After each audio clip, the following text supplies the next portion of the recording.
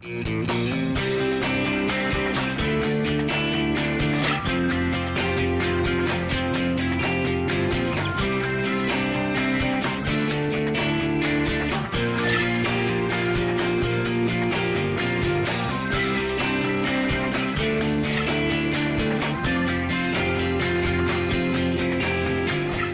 I'm Avery Davidson. And I'm Kristen Oakes-White. Thank you for joining us for This Week in Louisiana Agriculture, the only TV show bringing Louisiana farmers and consumers together every week. We begin this new year with a new administration. Joe Biden is now the 46th president of the United States. And his running mate Kamala Harris made history as the first woman and first person of color sworn in as vice president. This new administration will, in at least one way, look a little bit like the Obama administration. That's because President Biden has chosen former Secretary of Agriculture Tom Vilsack to take that role again. And it was farmers who basically created the opportunity for every single person in this country that's not a farmer to dream about being something: a lawyer, a doctor, an engineer, a teacher, a carpenter.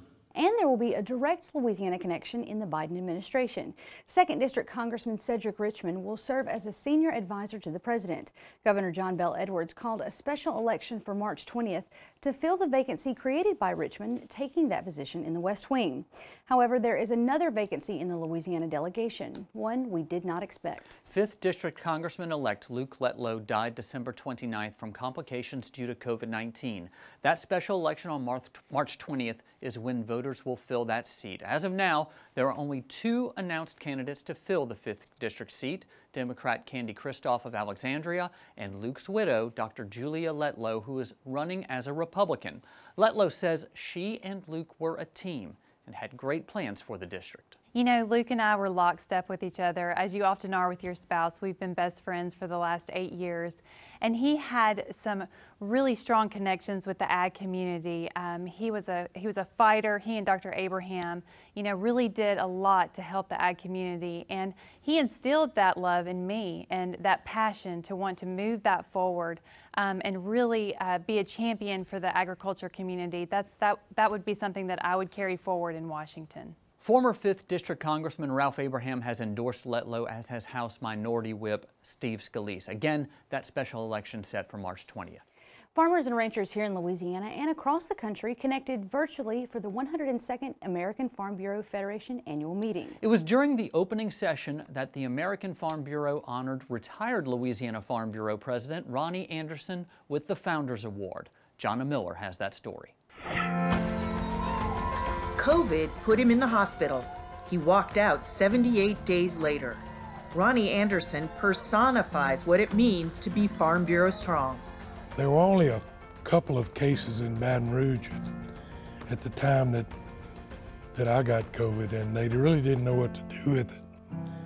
They put me in a medically induced coma for over 30 days, and during that time, they had to shock my heart twice. We have an old saying that when a Farm Bureau member is hurting, you hurt with them.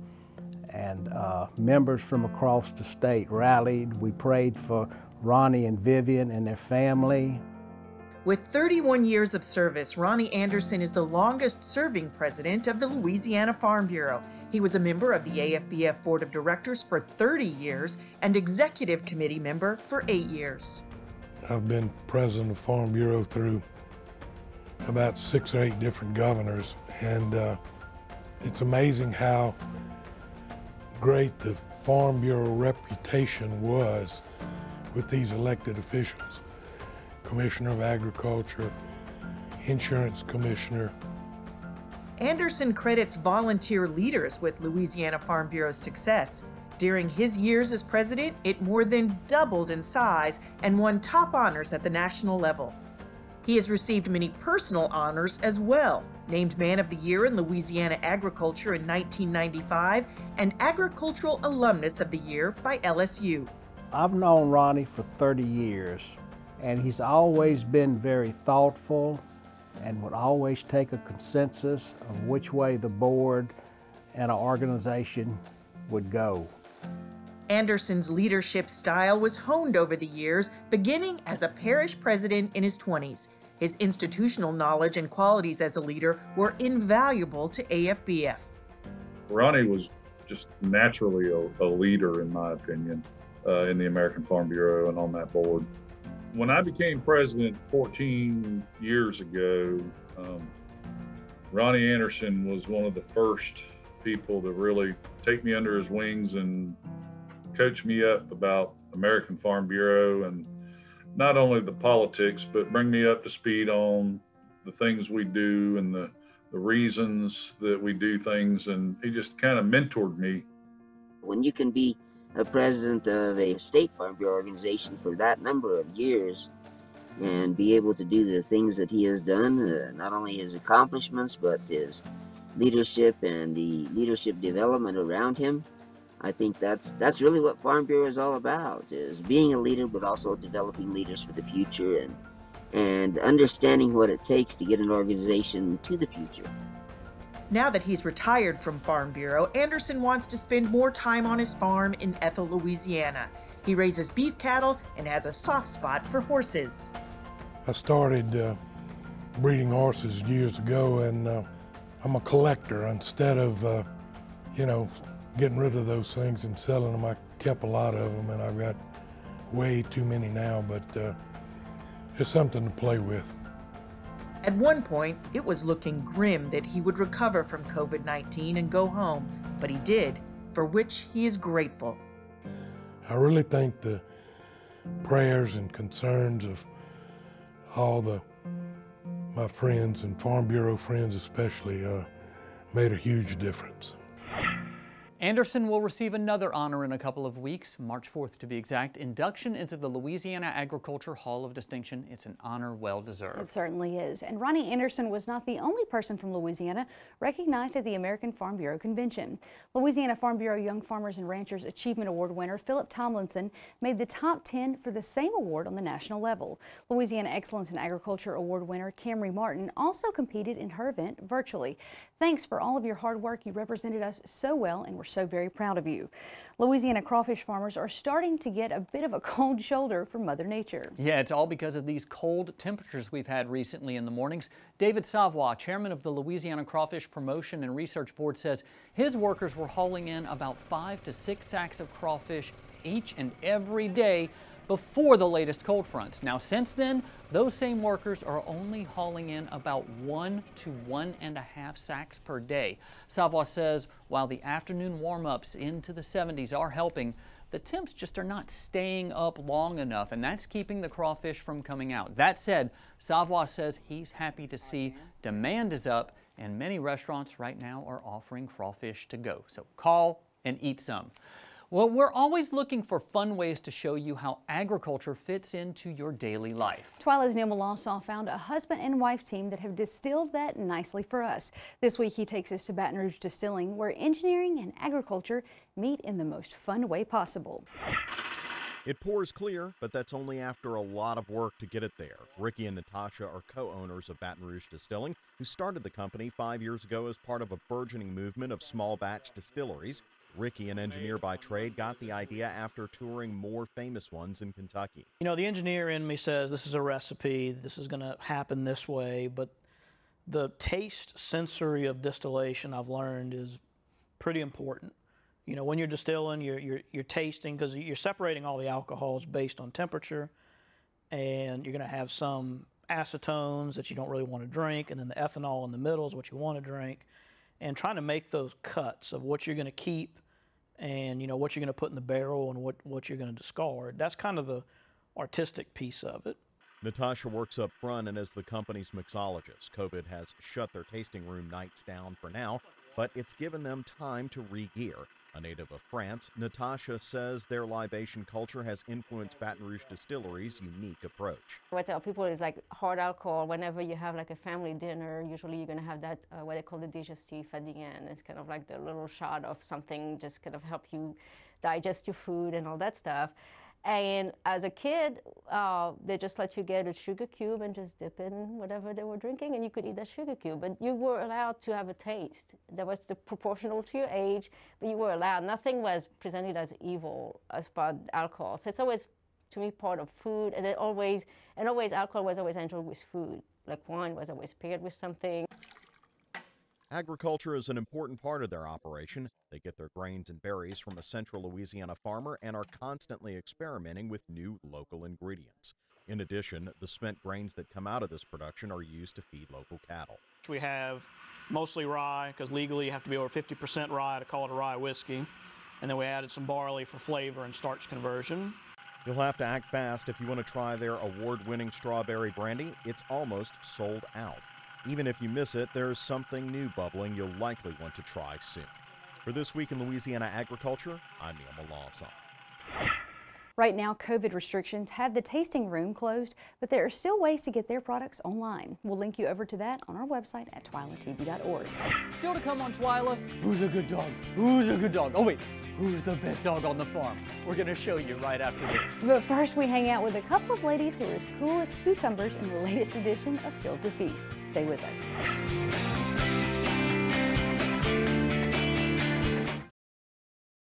Hi, I'm John Fielder, and I'm the Vice President, Branch Manager of the Louisiana Land Bank Shreveport Branch. In today's market, where interest rates are all-time low, it's very hard to find an investment that can compare to timber, something that's consistent, and typically if you manage timber correctly, it'll grow possibly as much as 6 to 8% or more. If you're looking for that loan for timber, for recreation property, for cattle, crops, call me, John Fielder at the Louisiana Land Bank. It's a well-known fact that here in Louisiana, sugarcane is more than just a crop. It's a way of life. It creates more than 16,000 jobs across the state and an additional $3 billion boost to our state's economy. And Louisiana's cane families always give back to the communities where we live, work, and play. Louisiana sugarcane, making life sweeter, naturally. Sugarcane, sweet sugarcane.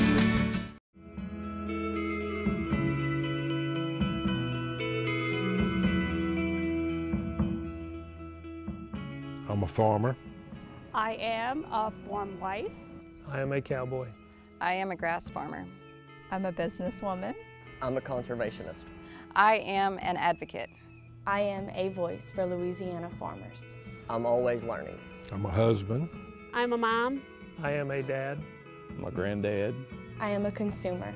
I grow the food that feeds your family, and I'm proud of it. I am Farm Bureau. I am Farm Bureau. I am Farm Bureau. I am Farm Bureau. I am Farm Bureau. I am Farm Bureau. I am Farm Bureau. We are Farm Bureau.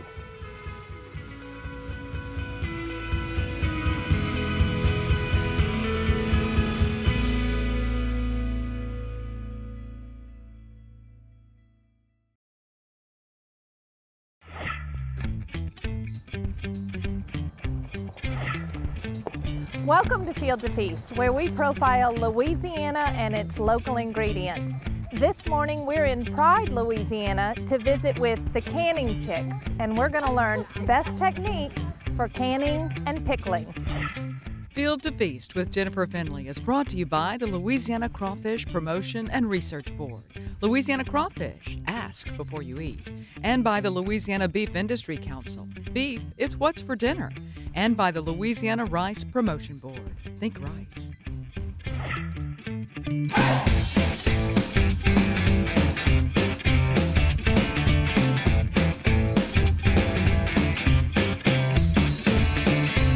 We're here at Luckett Farms with Casey Luckett, and we are so excited because we're going to be pulling up some carrots so that we can take it back to the kitchen and start canning. Talk to me a little bit about where we are and this brand new exciting adventure you have going on. It kind of started over a box of cucumbers. I had a box of funky cucumbers that I didn't want to put in the boxes for our CSA members, and so I knew Jean was going to utilize them and make something wonderful and delicious with them. I didn't really have the time at that moment, and she did. She made some awesome pickles, and it just started this awesome adventure of canning tricks that we're so excited. Because Casey was like, can them, throw them away, I don't care. So I made pickles. My husband's like, what are we gonna do with this? So we're gonna eat half, and Casey's gonna eat the other half. You're like, oh my God. That's a lot. Because it was a lot. And then we sold them. The ingenuity that comes with motherhood. Yeah. You know, just making all this work. And then it just organically just happened. Talk to me about all of the different varieties of things that you are getting from the farm that you're able to can. We've been experimenting with, I had some tomatillas and I didn't know what I was gonna do with them. And so I'm like, oh, wise John, what should we do? And so she whipped up some salsa verde with them. And so we have some carrots and we have, you know, carrots and cauliflower, and we're using some fruit for the fall or winter to make pepper jellies with. And so that's kind of the direction we're going now. We've canned peppers and salsa in the past, and so we're looking forward to the summer vegetables too. That is so fantastic. And the nutrients stay with it throughout the process. Definitely, yes. And like you said, there's no waste. So even if it's not pretty in the field, then we can take it to the kitchen and dice it up and slice it up and make it pretty in the can.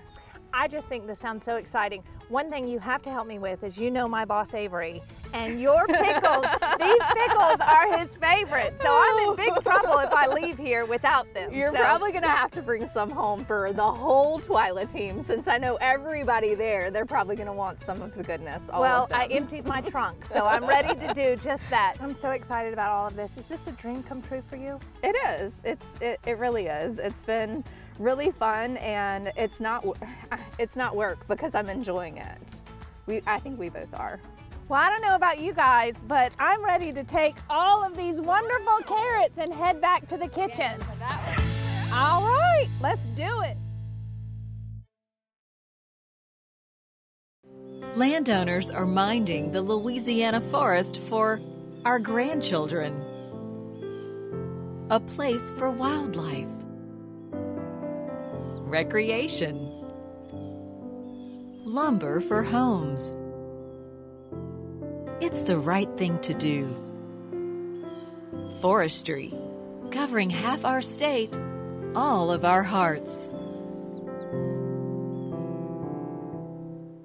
Louisiana oysters, salty, sweet, and delicious. But have you ever thought about what happens to all those oyster shells? Most of them end up in trash cans and landfills. The Coalition to Restore Coastal Louisiana is changing this with its oyster shell recycling program, and you can help by visiting these participating restaurants. It's a simple and delicious way to restore our coast. The shells will then be used to sustain and rebuild oyster reefs. Remember, once you shuck them, don't just chuck them. Jordan knows he shouldn't eat this entire bowl of nachos, but tonight he's earned that right. Because a few hours ago in the middle of happy hour, he recognized a sign. Not from the gods or a bolt of lightning, but from a double heart, a kissy face, and a fourth ha in ha ha ha. That's when Jordan knew he was buzzed. So when it was time to go, he got a ride home instead of driving. Be a legend like Jordan. Recognize your buzzed warning signs and get a ride home. Buzz driving is drunk driving. You know what, guys? There's a lot of tree branches and dry brush over here. We should probably move the bonfire over there.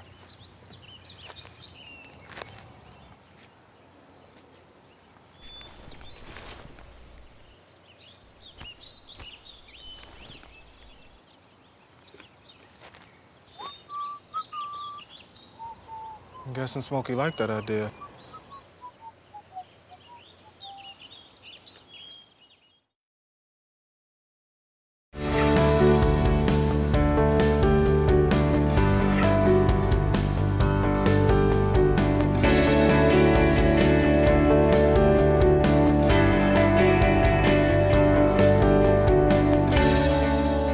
So we have our carrots.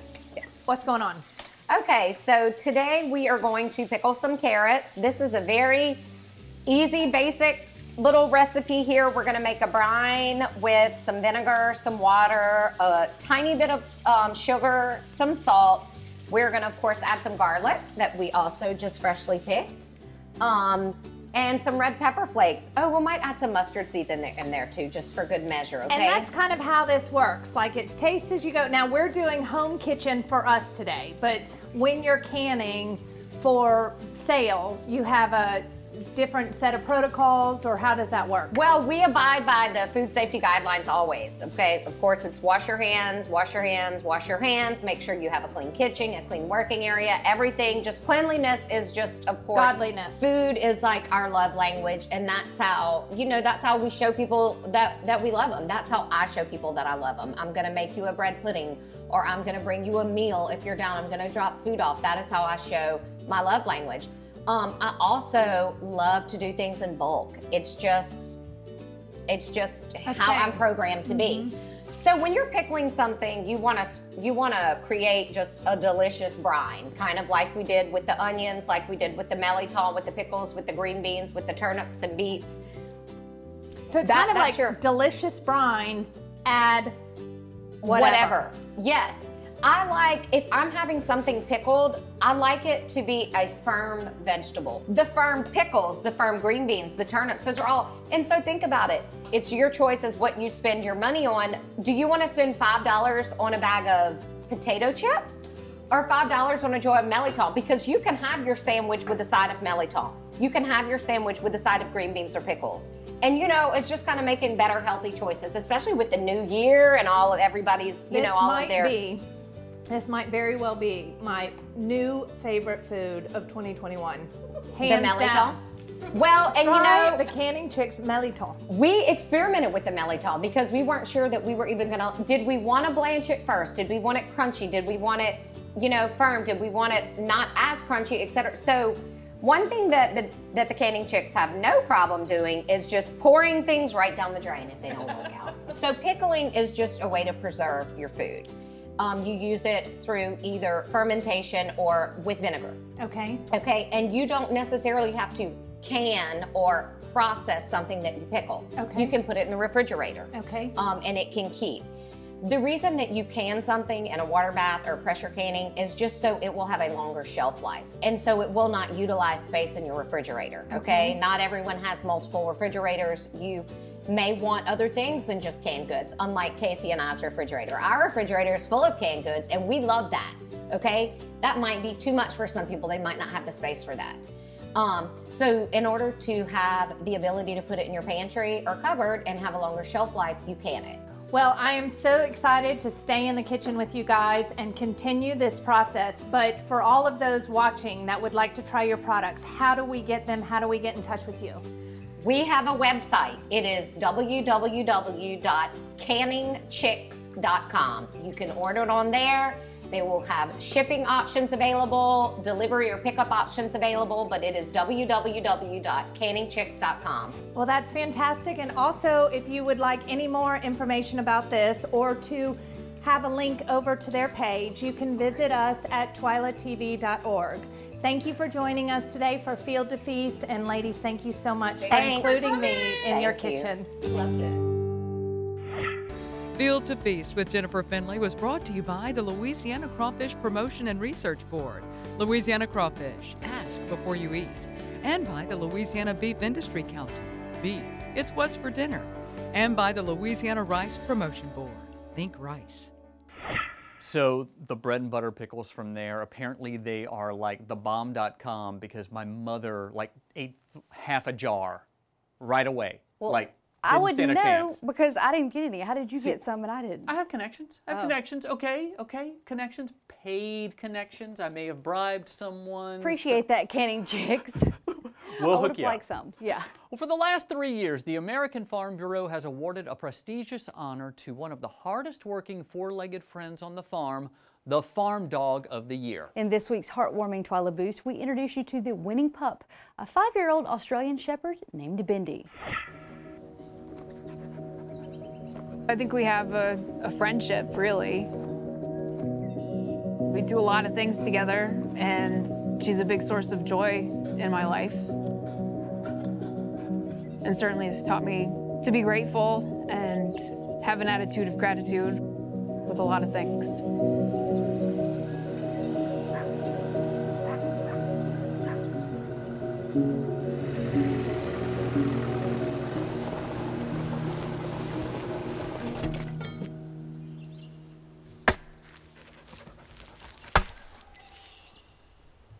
I think Bendy excels at the farm dog work because she has an intense loyalty to me. I don't have to ask her to come with me. I know that she's always there. On the farm, she works cows.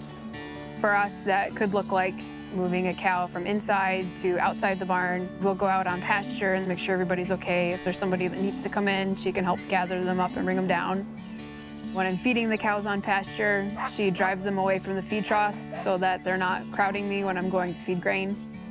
The cows weigh 1,200, 1,500 pounds, and we've got a group of 30 of those that are antsy to get their grain. By having the dog there to enforce some rules, it keeps me a lot safer, and I can work a lot more independently. I mean, I couldn't do what I do on a daily basis without having her there.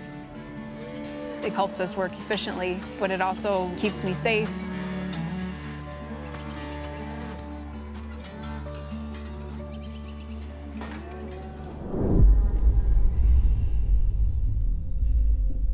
So last spring, I went into a pen to sort heifers out, and when I came around a corner, I felt something bump me in the back and turned, and a heifer was charging me. Before I could really react, she had me pinned to the ground, and being against the headlocks, I couldn't just crawl out. Nobody else was around. I knew the dogs were there, but I didn't know exactly where, so I started calling Bindi's name. A few seconds later, I saw her feet trotting around the outside of the pen. You don't train for the contingency that, okay, now I'm laying on the ground and I can't show her exactly where I need her to go. And so then I gave her her cue to push the animals around to the back side of the freestall as if we were gonna clean the barn. She did it perfectly. She started pushing him around, the heifer let off, and I got out of there before she could come at me again. The dog was the only thing I had there, you know, to give me a chance to get out safely.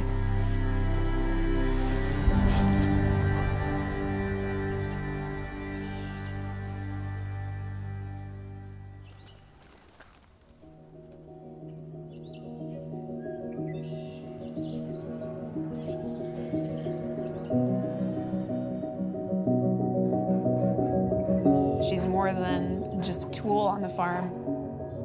Bindi's work goes beyond the farm.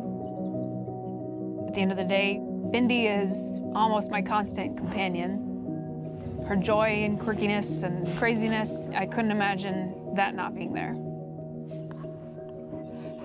There's a saying, having considered all the options, choose joy, and she helps me do that. Now, how awesome was that story? It was great. That was great. Good dog. Good dog. Save someone's life. Good dog. Very good dog. Well, that does it for this edition of Twila. Be sure to join us next week when we'll have more on crawfish season, and I'm hoping that that means Avery is bringing back some for me. We'll see if they live. If they live, you'll be able to get them. Until then, you can watch all of our stories online at twilatv.org, and be sure to like us on Facebook, follow us on Twitter and Instagram, and you can also find all of these stories and more on our YouTube channel. Be sure to subscribe, turn on those notifications so you know when we put out new content. For all of us here at Twila, thanks for joining us. We hope to see you again right here next week.